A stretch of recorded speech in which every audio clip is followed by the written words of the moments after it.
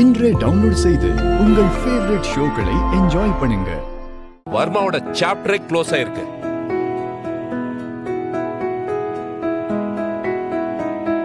அதுக்கு முக்கிய காரணம் ஏடியும் சிவாவும் தான்.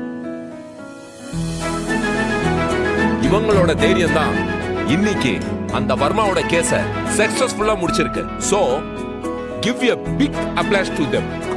Hey.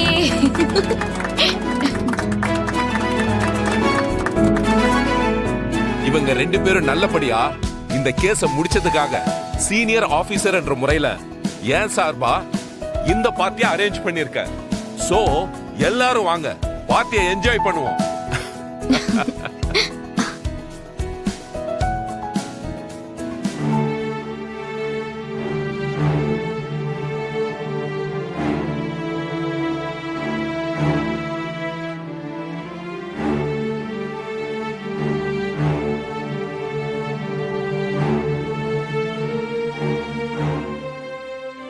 ஐலி என்ன? சிவா, சீக்கிரம் திரும்ப என்கேஜ்மெண்ட் நடத்துறதுக்காக டேட் ஃபிக்ஸ் பண்ண அப்பா கிட்ட பேசியிருக்கேன். ஐலி, நான் சிவா கிட்ட கொஞ்சம் தனியா பேசணும். With your permission. சிவா, கொஞ்சம் வா பேசலாம். வா.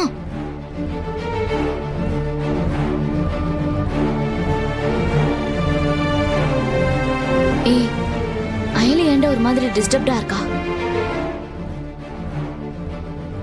ஒருவேளை வர்மா இறந்ததால அவளுக்கு வர்மாவை வச்சு அவங்க அம்மா தப்பானவங்க எல்லாம் நிரூபிக்க முடியலையேன்னு யோசிச்சுட்டு இருக்காளா? ஒருவேளை அதான் டிஸ்டர்ப்டா இருக்கா போல இருக்கு. அயலிய பொறுத்த வரைக்கும் அன்னைக்கு சொன்னதை தான் நான் இப்பவும் சொல்றேன். அவ மனசுல நீ இருக்க சிவா, அதை என்னால ஷுவரா சொல்ல முடியும். ஆனா அவளுக்கு நீ கொஞ்சம் ஸ்பேஸ் கொடுக்கணும். அயலியும் நீயும் தான் சரியான ஜோடி.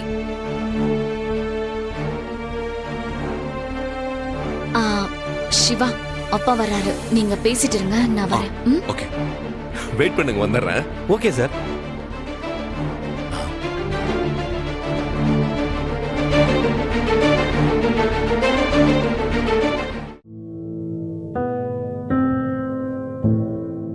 ஏடி, ஏன் டல்லா இருக்க?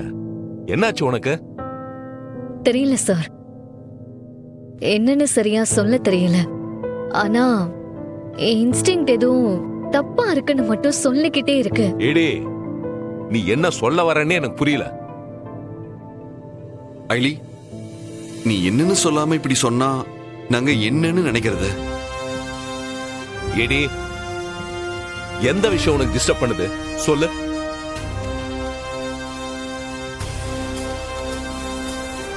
வர்மாவை ஷூட் பண்ணதுல இருந்து நீ இப்படிதான் இருக்க. ஆனா என்ன விஷயம்னு சொல்ல மாட்டேங்கிற.